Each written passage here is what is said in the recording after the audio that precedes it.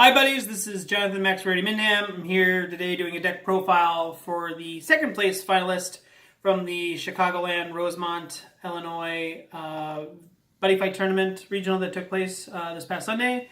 And that happens to be me. Usually not in the other side of the seat. Usually I'm recording and asking questions. But as you see, I took second place in the Rosemont this past Sunday, and it was really cool and exciting.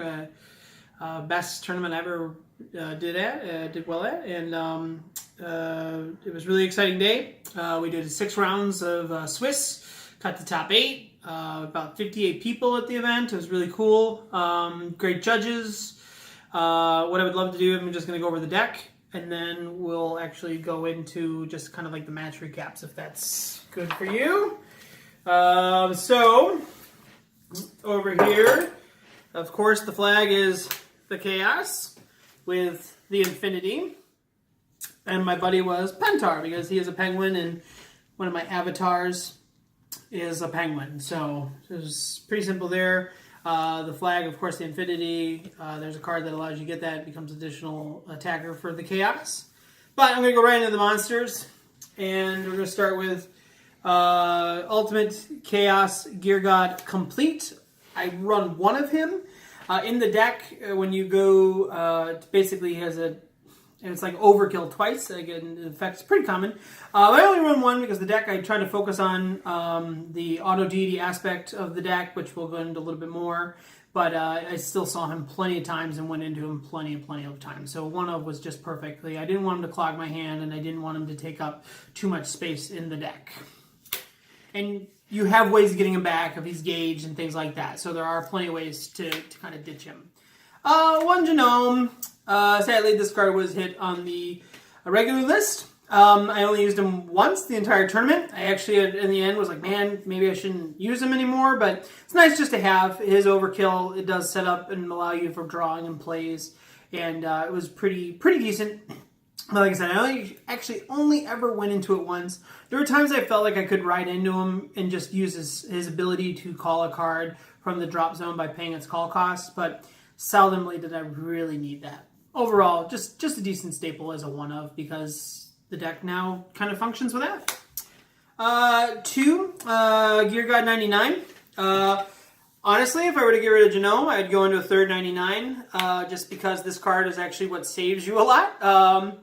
You end up using Gear God 7 to call him out for free, but he basically sets up the overkill of setting up your field after it's been demolished by multiple attacks, or setting up the field to get new strategies and resources back out, and setting up for maybe the next turn play when it's actually your turn. But Penetrate also was really big. It helped a lot, and his ability to set up your field was mostly why I ran it. So.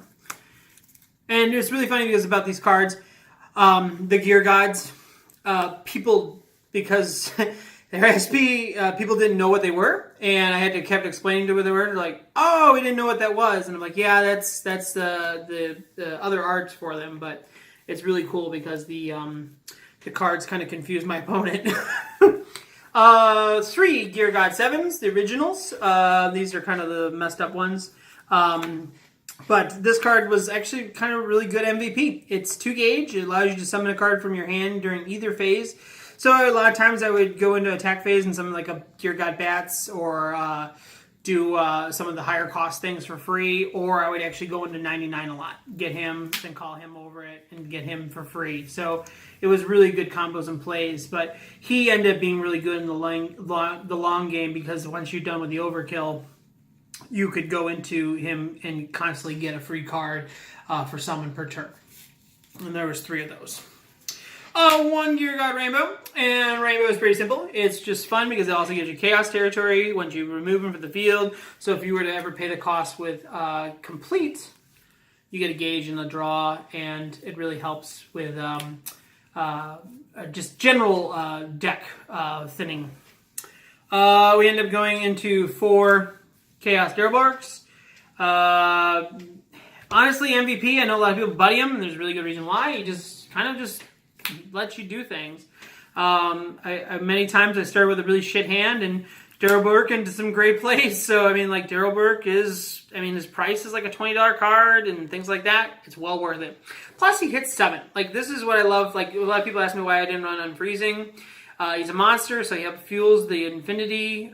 He also has got a 7k attack, and he's 2 crit. I mean, he's just a really good card across the board. Probably one of the most broken cards, but absolutely worth every bit of him. And again, he's free to call. And then the buddy, we run 4 of him, Penatar. I loved him because people asked me why he was the buddy, and because when you call him, he gets your life from the buddy call gift, and then he gets you, if you have the other auto deity, the gauge, the draw, and the +1 life. So you're kind of like gaining 2 life off of his summon. So it was worth it. He's also one of the big targets for bats. He's a big target for if you're doing just things at the end of your turn, like Chaos Signal. If you know your opponent doesn't have just attack, just getting him and getting the pluses. So, and you'll see some of the combos with the deck that everyone knows. But like, say for example, well, your opponent's turn, summon, get your draw, you get a lot of plays. So it's just a really balanced chaos card. 4 auto deity, dragon, chaos, bats. He's just the MVP of the deck. Helps you get all your plays going, helps you bring out things. He's not destroyable on your turn, so I mean it really makes your opponent got to deal with him. Plus double attack and 10k. He hits for the numbers that you absolutely love and adore when in this meta. So 3 Tetra. Tetra is the thing people hate the most. He is one of the best cards. You have another auto D, becomes a +4. So he's a 9/9. It takes work to get rid of him. You got to link attack a lot of times for your waste for resources for your opponents. I don't run him at 4 because there's a lot of ways in this deck to get him back out into the field. I know a lot of people who even run him at 2. I like him at 3. I like seeing him. I like having multiple on the field. I like my opponent having to really work to get rid of them. Unfortunately, in some of the matchups I went against, like 5th Omni, they were able to just do the 5th Omni destructions, but for the most time, my opponent usually had to do some crazy link attack combos to get rid of him. So, and he's searchable again by Gearbats. Urzarklines. Chaos Urzarklines. Really good card. Puts cards back in. Allows you to gauge, draw, and gain life. Like, this card is just amazing. I only run it at 3 because its effect only is once per turn, and 4 kind of gets a little cloggy. I definitely like calling them through on my opponent's turn because you're getting major plus on their turn. And then 1 Christmas Tree Bats. Got Oddity, Conquered Dragon, Chaos Gearbats. Usually this was a lot of my times my target for Gearbat or regular bats. Get him out, attack, restand something on the field, and just give it a plus crit. Usually is the end gamer. And a lot of times this is what people just would like, good game, you got it, when they see him come out. And it's just a really good card. It can't be destroyed again on your turn, so there's nothing they can really do about it. I did have one opponent rest it once. And, it was an inconvenience. It wasn't the end of the world. 1 Lao. Oh, I love this card. Put 1 magic card from it into his soul. Pay 1 gauge. He has the ability to be countered. You discard a card, a monster card from your hand, and you bounce a card back from your opponent's field to their hand. It came in handy several times. It usually was one of the first cards I'd sideboard out. Just because if you're going against a heavy weapon deck or cards that have Soul Guard, it doesn't ultimately do you too many favors in the late game. But what I do like about him is he can be multiply targeted by the other gear gods to keep them on the field, except for Genome, but it worked for all the other ones, and that's actually what saved me a lot of times was this Soul Guard. I forget his name. Xindo Beta. Xindo Beta.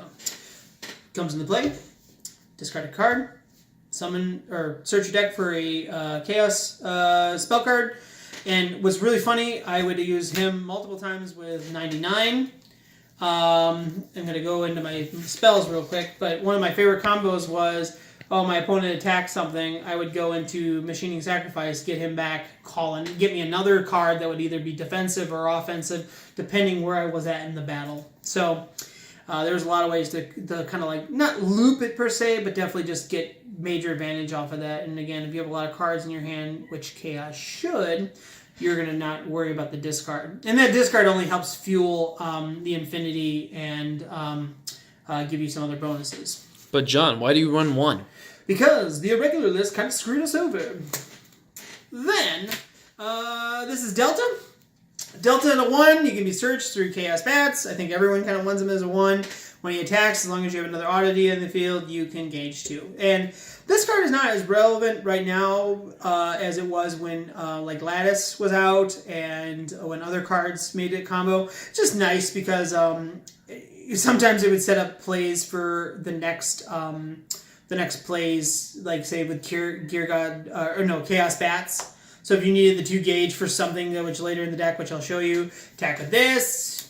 He's 9k attack as well, 2 crit. So he's got good numbers, but you'd also set up future things that you would like to get out, which I actually will go into that first, which is the kind of the MVP of my deck, which was Chaos Bats, which is really funny. When he comes into play, he's 2 gauge. So again, this card helps field his cost. You get to get triple attack if you have another auto deity in the field. So which is really funny. A lot of times I would play this and people would be like, what is that? And I go, oh, it is a 7/2/7 that has triple attack.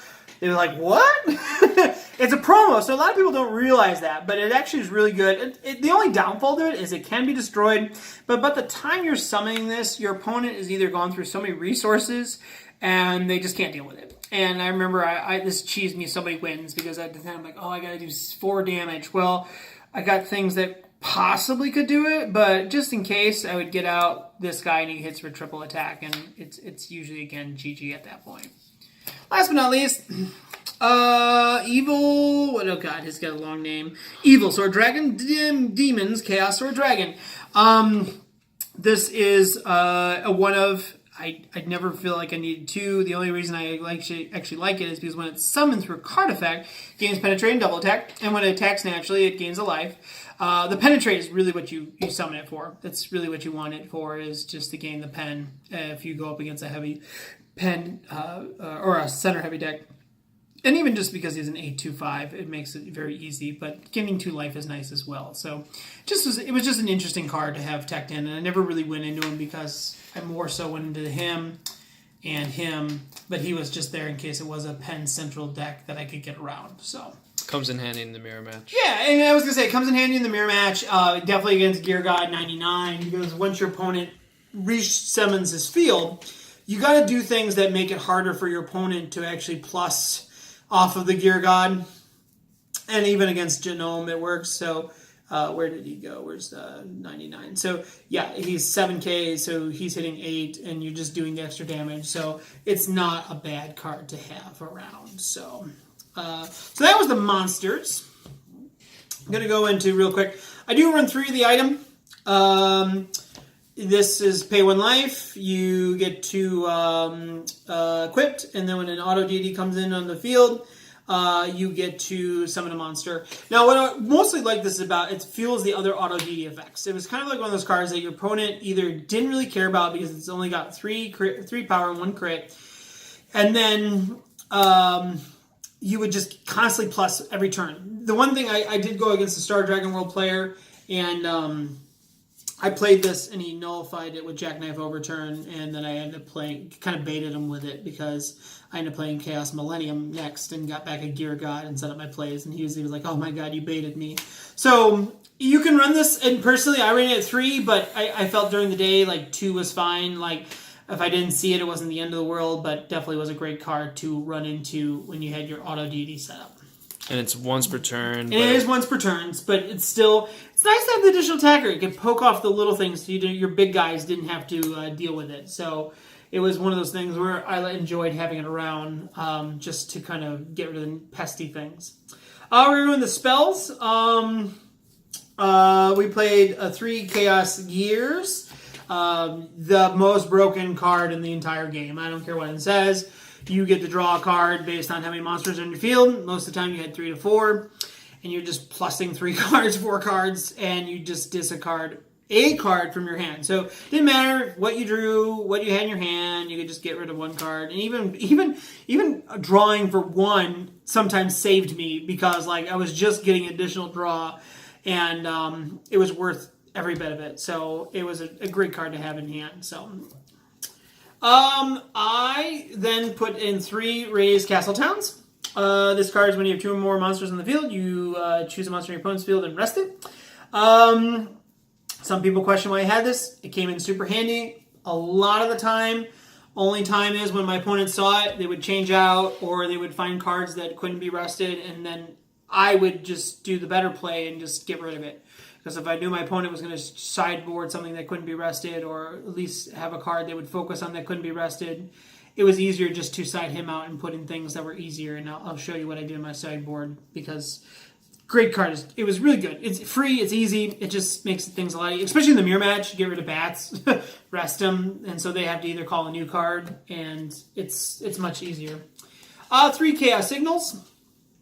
This card, in addition to Tetra, constantly being able to summon more Tetras out of the deck, I would usually do like Orzer Klein, put all my Tetras back, and then I'd have all these plays with Chaos Bats and the Chaos Signals that constantly keep the loop of Tetra going.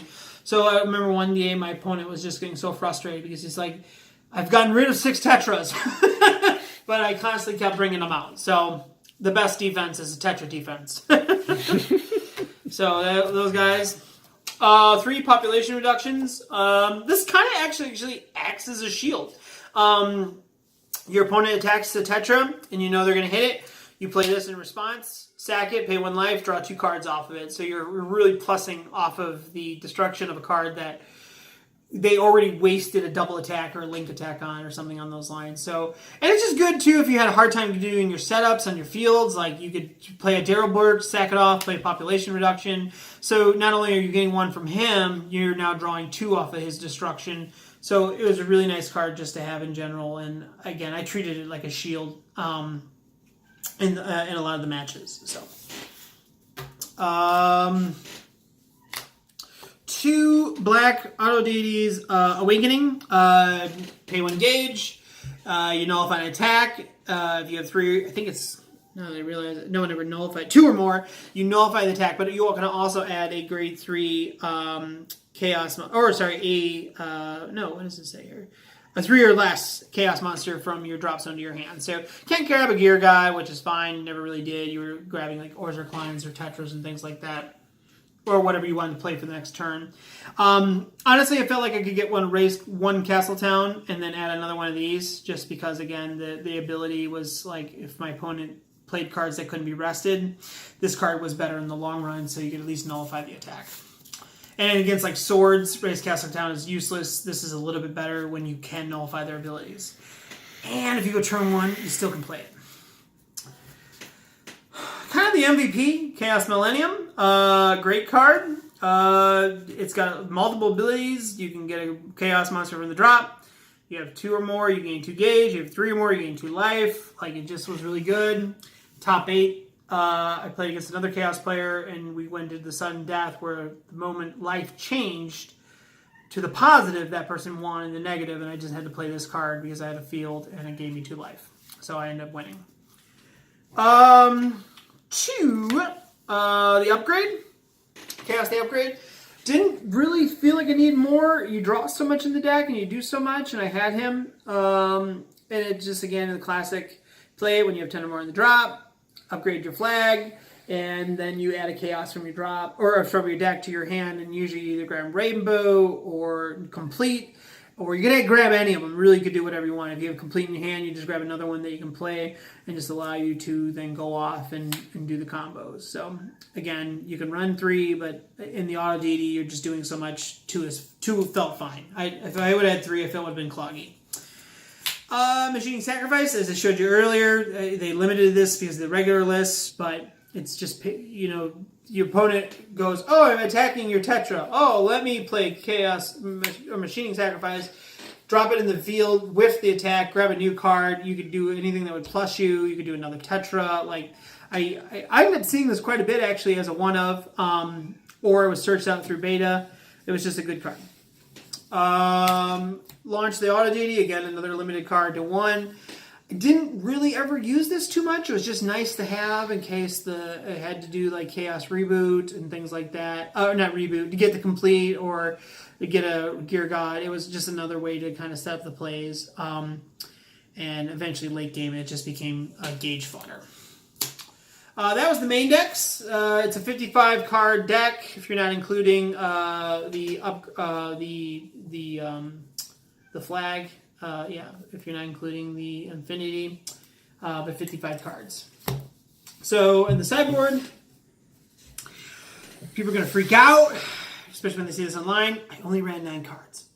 And the reason I only ran 9 cards is because I absolutely refuse to play something that isn't max rarity. And one of the cards in here I couldn't find before the event, so I just went with 9 cards.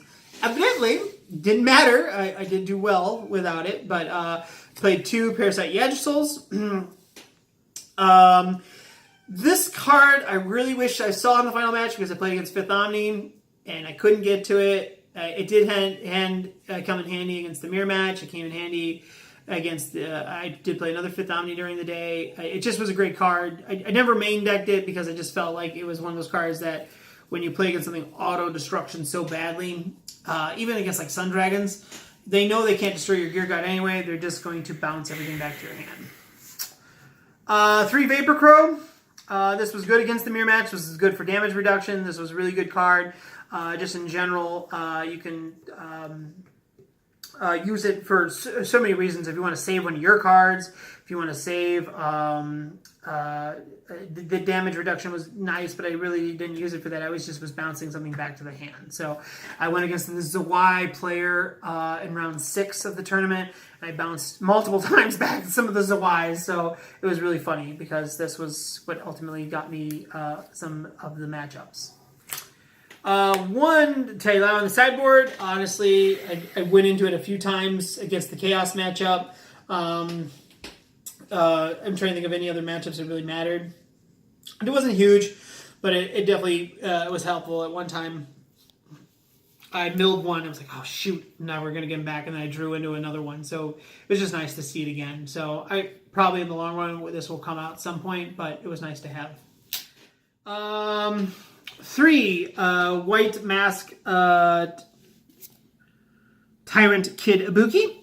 When he is called to the field, you can send back a card to your opponent's hand. This card was great because it works great with Gear God 7, works great with Gear God 99.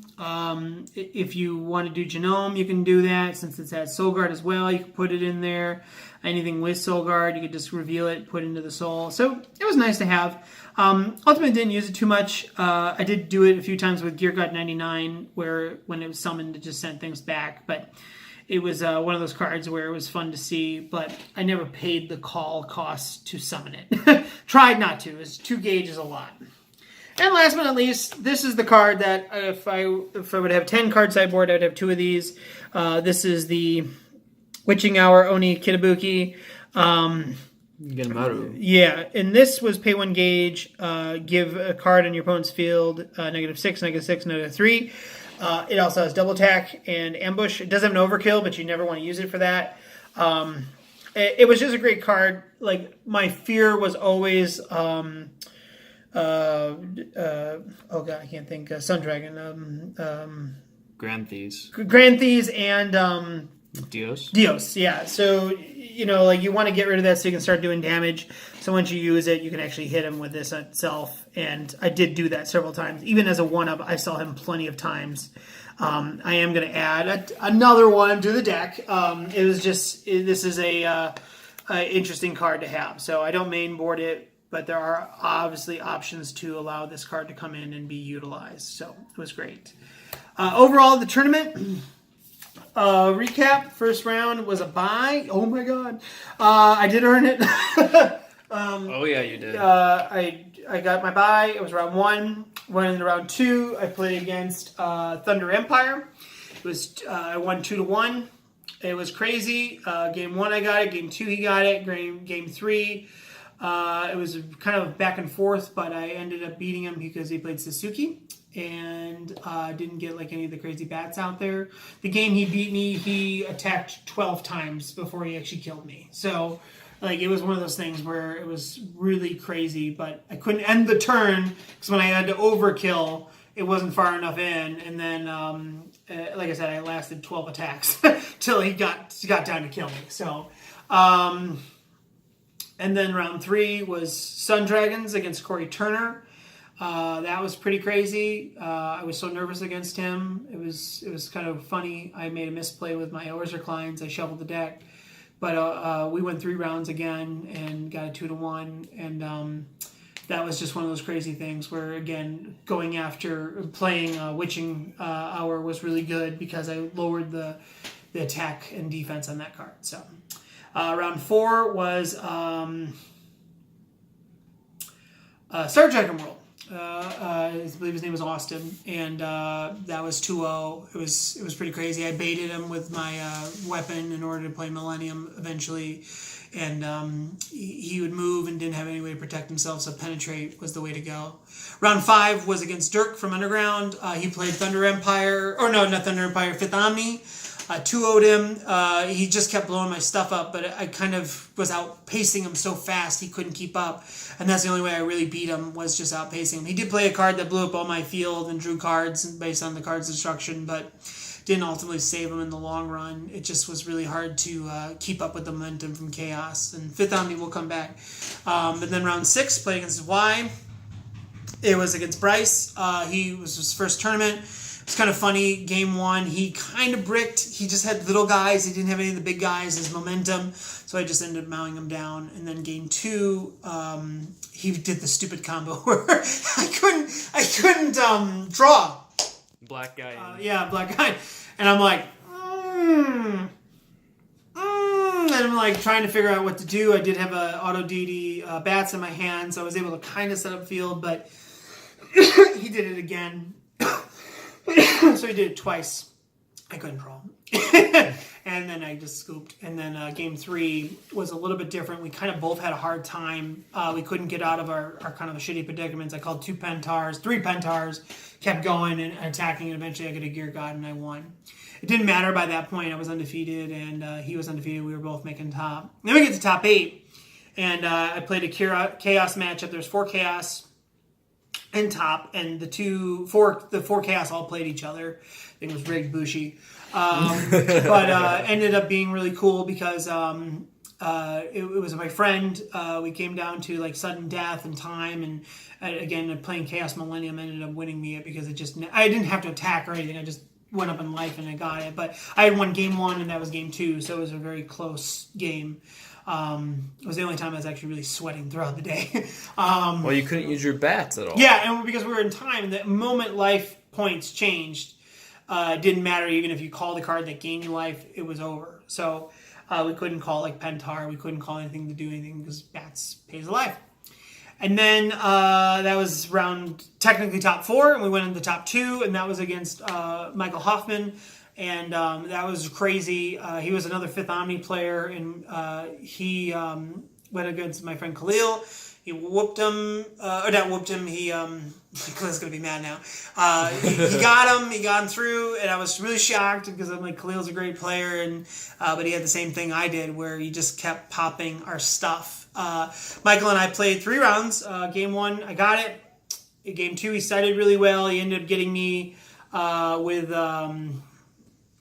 I'm trying to think how he ended up getting me. But he ended up going through all my stuff and just getting me really fast. And game 3 was crazy. Like, it was the most work I put in one thing before I even got into the battle phase. I went, he had him go first. I went second. I didn't get a Gear God. So I had to do bats, and I was something. So when he went, on his turn 2, he just popped Tetra, and I had ways to get Tetra out 3 times. He popped him 3 times. He got me down to 1 life, and then he played Into the Future, one of the best cards in the game.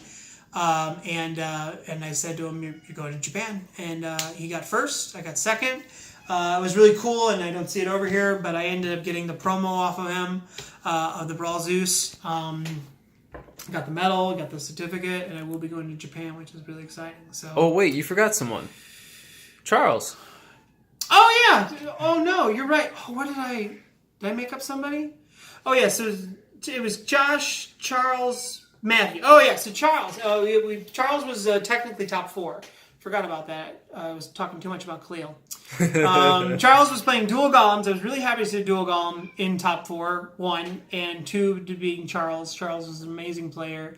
Him and I went game 1. I was really scared of being first turn killed. Game 2, I drew 4 cards, drew my 5th card, drew my 6th card, all ended up being spells, and I just scooped. And it was just, there was no way. I'm like, dual golems hitting me for all those crits. Not even with shields. It was just such a bad hand. We went to game 3 and ended up getting it out of him and beating him. So, again, Chaos Signal ended up helping a lot, and Tetra ended up helping a lot because he had to focus all of his resources on one card. Even when he attacked, he still had to attack it. And his card that pops and deals the damage, it just wasn't enough to do it. So, yeah, and then it was Michael. So that was top 8. So, yeah, really excited and had a great time and kind of looking forward to future events and definitely looking forward to Japan in January. And that's it. That's my story. Sticking to it. All right, thanks guys. Thanks for watching.